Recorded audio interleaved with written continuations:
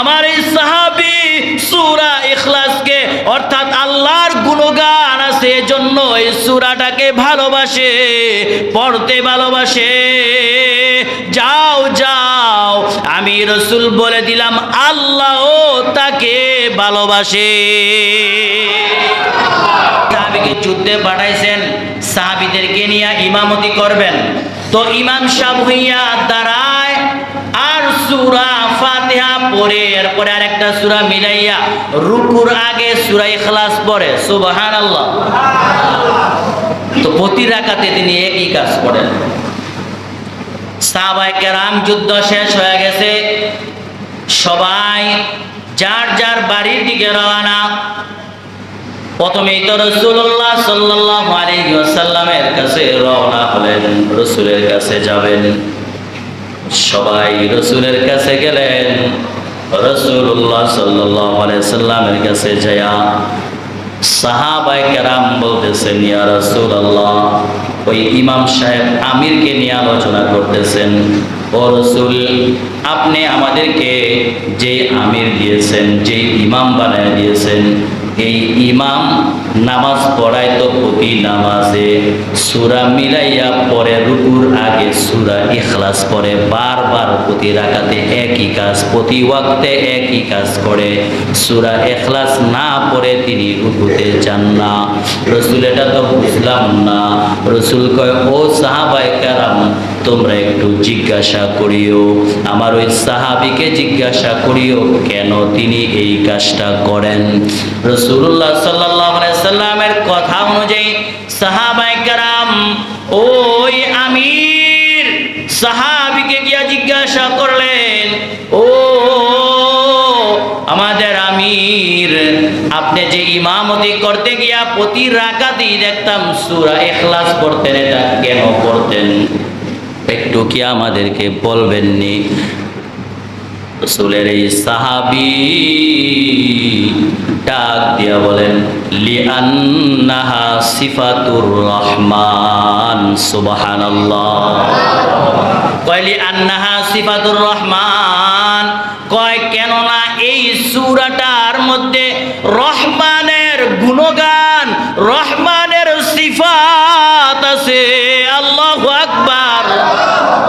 কয় রহমানের সম্পূর্ণ গুণাবলী এটার মধ্যে আছে, এজন্য এই সূরাটাকে আমি ভালোবাসি, এটাকে পড়তে আমি ভালোবাসি, কারণ রহমানের সিফাতগুলা সূরা ইখলাসের মধ্যে পাওয়া যায়। এজন্য আমি সূরাটা প্রতি রাকাতে পড়ি।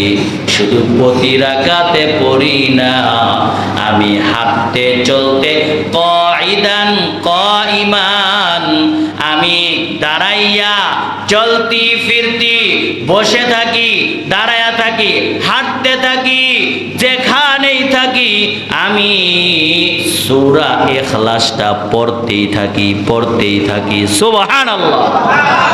আমি যদি দাঁড়ায় থাকি সূরা ইখলাস পড়তেছি, আমি যদি হাঁটতে থাকি তবে সূরা ইখলাস পড়তেছি, কোন জায়গায় বসে আছি সূরা ইখলাস পড়তেছি, কোন জায়গায় আমি ঘুমাবো, ঘুমানোর আগে সূরা ইখলাস পড়তেছি। এই সূরাটা আমার পড়তে ভালো লাগে, এজন্য সারাটা দিন রাত্র যখনই আমি সময় পাই তখনই এই সূরাটা পড়তে থাকি। এই জন্যই আমি সূরাটাকে ভালোবাসি। আল্লাহু আকবার বলেন। রাসূলের কাছে গিয়া সাহাবায়ে কেরাম জানাইলেন, ওগো রাসূল, আপনার এই উম্মত সাহাবী, আপনার এই সাহাবী সূরা ইখলাসটা শুধু নামাজেই পড়ে না, সে হাঁটতে চলতে ঘুরতে ফিরতে বসে থেকে ঘুমায়া সর্ব অবস্থায় এই সূরাটা পড়ে। তার কাছে নাকি এই সূরাটা অনেক ভালো লাগে, অনেক ভালো লাগে। আল্লাহর রাসূল সাল্লাল্লাহু আলাইহি সাল্লাম সাহাবীদের কথা শুনে সাহাবীদেরকে জানায় দিলেন, ও সাহাবায়ে কেরাম, যেহেতু আমার এই সাহাবী সূরা ইখলাসকে অর্থাৎ আল্লাহর গুণগান আছে, এজন্য এই সূরাটাকে ভালোবাসে, পড়তে ভালোবাসে। যাও যাও, আমি রাসূল বলে দিলাম আল্লাহও তাকে ভালোবাসে। আল্লাহু আকবার বলেন না জোরে। কয় পড়তে ভালোবাসে কারণ গুণগান আছে আল্লাহর, যেখানে আল্লাহর গুণগান পড়তে তার ভালো লাগে। যাও, এই সাহাবীকে, আল্লাহর এই বান্দাকে আল্লাহ নিজেই তাকে ভালোবাসেন। সুবহানাল্লাহ। তাহলে আমরা যদি এই সূরাটা বেশি বেশি করে পড়ি তাহলে ভালোবাসবেন কে? আরো জোরে বলেন, আমাদেরকে ভালোবাসবেন কে?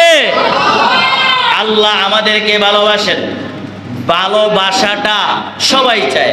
আমি আমার বাবার ভালোবাসা চাই, মায়ের ভালোবাসা চাই, স্ত্রী আমাকে ভালোবাসুক এটাও আমি চাই, আমাকে আমার গ্রামের লোক ভালোবাসুক এটা আমি চাই, আমাকে আমার মহল্লার লোক ভালোবাসুক এটা আমি চাই, আমাকে সবাই ভালোবাসুক এটা আমি চাই।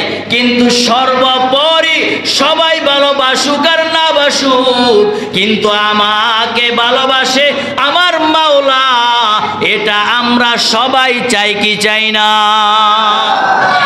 তাহলে এই ভালোবাসাটা পেতে হলে তাহলে সর্বপ্রথম আমাদের কাজ হলো সূরা ইখলাসের আমল করা।